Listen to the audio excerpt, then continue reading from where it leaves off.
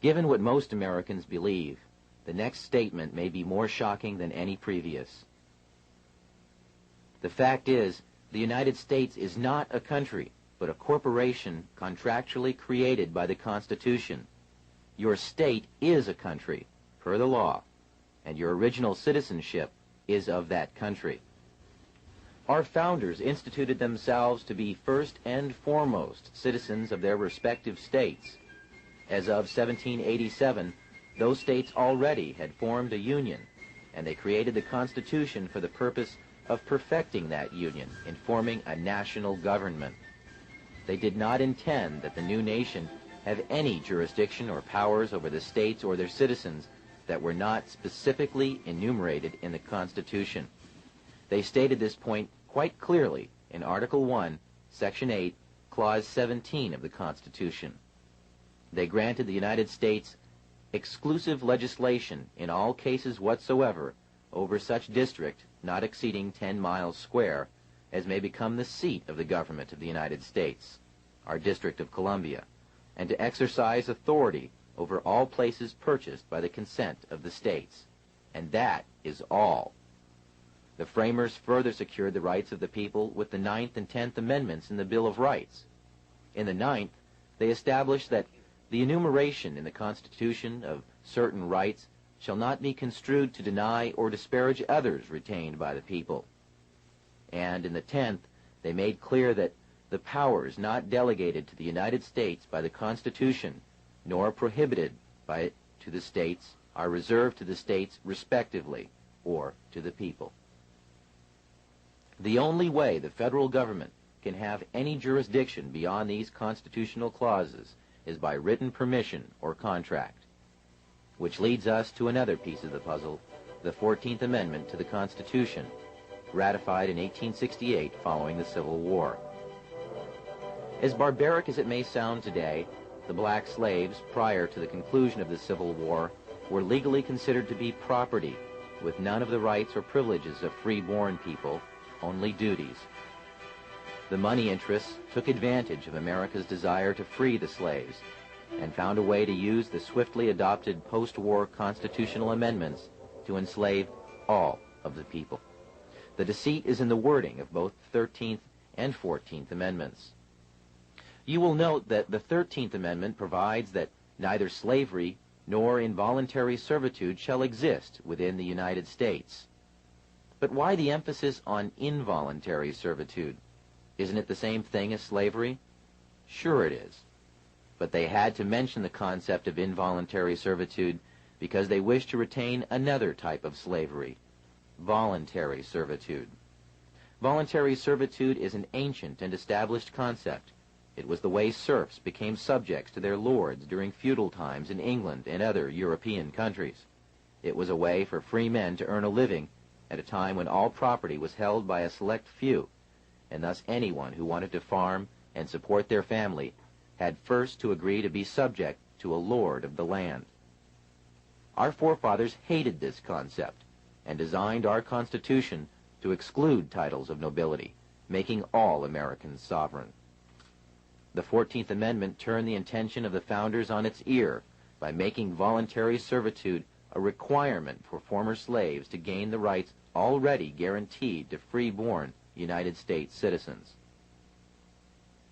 When the slaves were released from their involuntary servitude following the war, their status was changed from that of being property to that of being a person.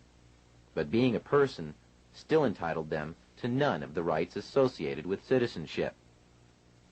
So the 14th Amendment ostensibly was written to provide the former slaves with the same constitutional rights of free-born American citizens, but only if they agreed first to become subject to the jurisdiction of the corporate United States. Making oneself paramountly, that is, first subject to the jurisdiction of the laws of the United States, however, limits access to parts of the Bill of Rights, as we'll explain in a moment. But first remember, anyone who voluntarily subjects himself to the laws or jurisdiction of another is, in every way, obligated to abide by the terms of any contracts or laws established by whomever establishes the rules of the contract. In simple terms, This meant that the former slaves became subjects first to the United States, and secondly to the state in which they lived. They had no sovereignty whatsoever. This status had never existed in the United States prior to that time. The 14th Amendment created a new class of citizenship in the United States, a second-class citizenship. Up until 1868, every American was a paramount citizen of their state, and by virtue of that, also a citizen of the United States, with full individual sovereignty as guaranteed by Amendments 9 and 10 in the Bill of Rights. But so-called naturalized citizens, or 14th Amendment citizens, are paramountly subject to all laws of the United States, and, having no status as freeborn citizens, have no access at all to the unenumerated rights retained for the people by Articles 9 and 10 of the Bill of Rights. That's because, in order to get any rights at all, they had to subject themselves to the jurisdiction of the corporate United States, which left them no unenumerated rights. The only rights they had were those specifically written into the Constitution.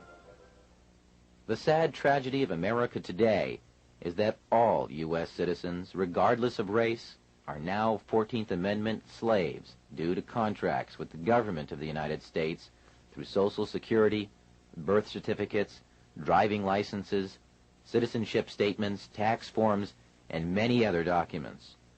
The true paramount citizenship that all Americans deserve is that of their respective state, which is a sovereign citizenship.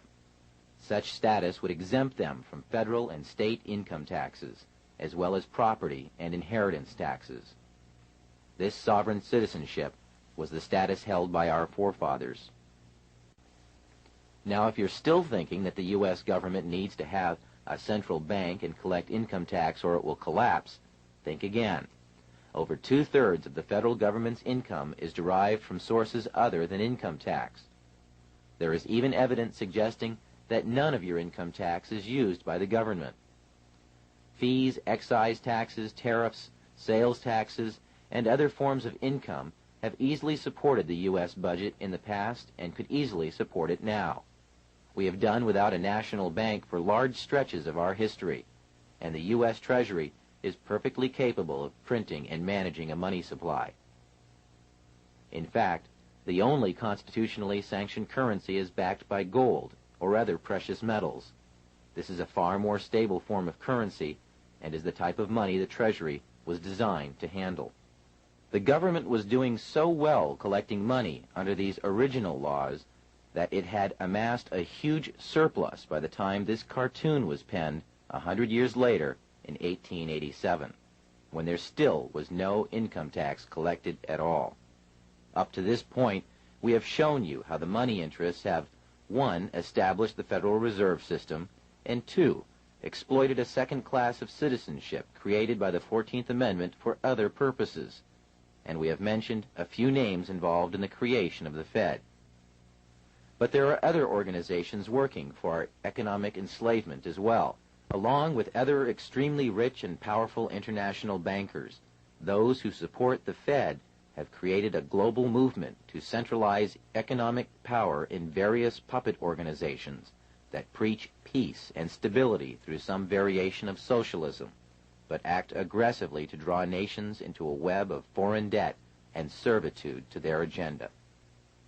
The United Nations, the World Monetary Fund, and the Council on Foreign Relations are all committed to an agenda of world domination through manipulation of economic power.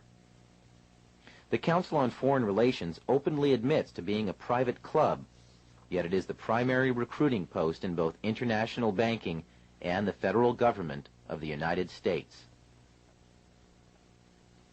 Richard Nixon, Nelson Rockefeller, John Foster Dulles, Dean Rusk, Alger Hiss, Robert S. McNamara, and every president since FDR, with the exception of John Kennedy, have been members of this exclusive club where super financiers and your elected representatives can mix freely and plan the next step in the consolidation of power in a new world order.